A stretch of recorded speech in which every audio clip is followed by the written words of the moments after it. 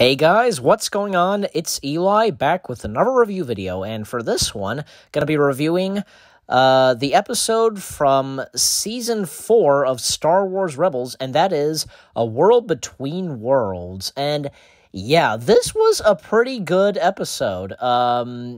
because, after the events of the last episode, because it ends with Ezra, he goes through, a wall, rock and such, and we jump right to the next episode, A World Between Worlds, and we first see, everything's kind of black and such, and then you hear voices. You first hear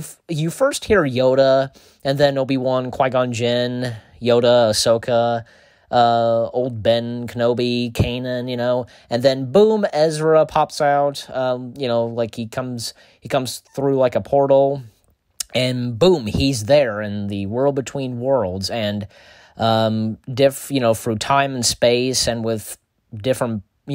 portals and such, and you also hear the voices, and the voices we hear through this episode, and as Ezra walks through, as I said, we hear the voices of Yoda,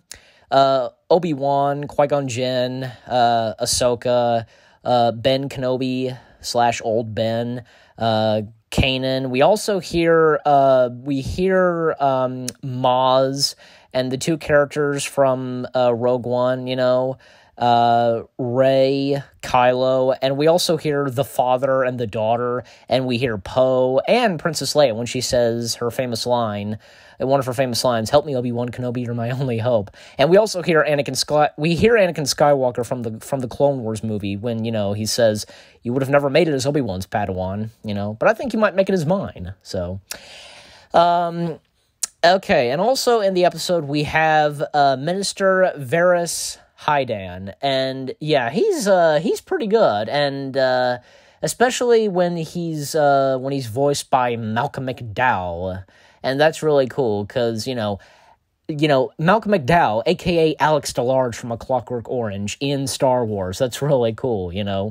and the character of Minister Varys Hydan, I think I'm pronouncing his first name right, yeah. We do actually see him appear in Rogue One, where as we cut to the sequence, where Director Krennic, he makes his way to Mustafar, and, then Minister Hydan, he informs Vader, when he says, "My lord, Director Krennic is here," so that's him. And it's a bit of a shame, because, it would have been awesome to see Malcolm McDowell play Varys Hydan, in live action as well, because I don't see what the problem is, but, But anyways, so Varys Hydan, he's questioning Sabine about, because of the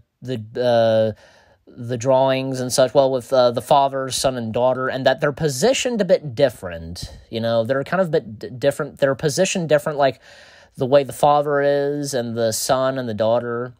and also, with Ezra, because he comes across the owl, Morai, the Star Wars-like owl creature, Morai, and then, Morai's kind of, telling him something, and, he then comes up to a portal, and then, it's about to show something to him, and he's like, what is this, and then right there is the events from, Twilight of the Apprentice, where Ahsoka fights against Vader, and, Ezra, he's like, no, and, what am I supposed to do, he's trying to figure this out, what am I supposed to do, and then, literally, because when, Ahsoka, she has her lightsabers, hit down on the ground, parts of the ground break and such, and Vader is almost about to strike at her, but then Ezra grabs her and pulls her in, and then Vader, he goes falling down, so, Vader and Ahsoka, they survive from that explosion and such, as we see, and yeah, so, and also, because, with Morai, because, even as Ahsoka says, Ahsoka says, I owe her my life, and, same to you, And Morai, I think as though that Morai is, could be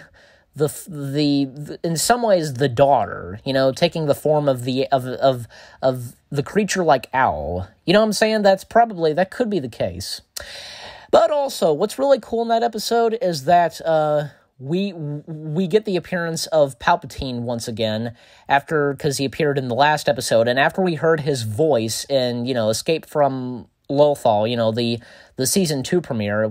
Sam Witwer voiced him, but now later on in the show, Ian McDiarmid reprises the role voicing Palpatine, which that's really cool. And I heard that Ian McDiarmid, he did voice Palpatine for the Escape from Lothal, the season 2 premiere, but I think it's it's exclusively for on Amazon, so, But anyways, and what's really cool with Palpatine, because, he's like, Ezra Bridger and Ahsoka Tano, mine at last, that evil laugh, Yeah, and, Palpatine versus Ahsoka and Ezra, how cool is that, And Ezra and Ahsoka, they managed to stop him, by force pushing what he's lunging at them, that's what that cauldron or whatever it is that he used, as we've seen him use that before in the Clone Wars, specifically in the final episode of season 6 with him and Dooku. They try to reach out to Yoda, and, that whole thing of, it appears we have failed to contact Master Yoda, that. So we've seen that before in Clone Wars, and now we see it in Rebels. And also, and another thing is that, Ezra is almost about to save Kanan, because a portal opens to what happened, with Kanan, because Kanan, and as Ahsoka says, and it's true, because, Kanan gave his life to save the others and for them to live and such, and yeah, it's true, because if Ezra did try to save them, then they would have been dead. Pretty much, just to say it at that, but with Kanan, because he saved their lives by sacrificing himself, etc., so, and Ezra just doesn't save him, so, and realizes that, I guess he did save her, he really, you know what I'm saying, so. And also that part where Ahsoka and Ezra, they're running away from Palpatine, and, and Ezra says to her, when you come back, come and find me, etc. And, Ahsoka says, I will, I promise. And then she makes her way through a portal and ends up back on Lothal, and the last words from her, are, may the Force be with you, Ezra Bridger. And that's where she walks off, and that's where what we see in Twilight of the Apprentice, where, Vader, he's limping, he's walking out of there, and then Morai flies, and we see Ahsoka making her way inside the cave, so,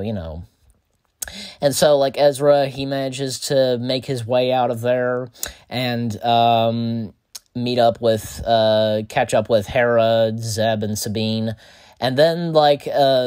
Ezra closes the gateway, and, the entrance and gateway to the world between worlds, and, Minister Hydan, is panicking, it's like, no, and the drawings and, the drawings of, the father, son, and daughter, they move and such, and the gateway, to the world between worlds is closed. No way to get in there. And, that's pretty much it. And, and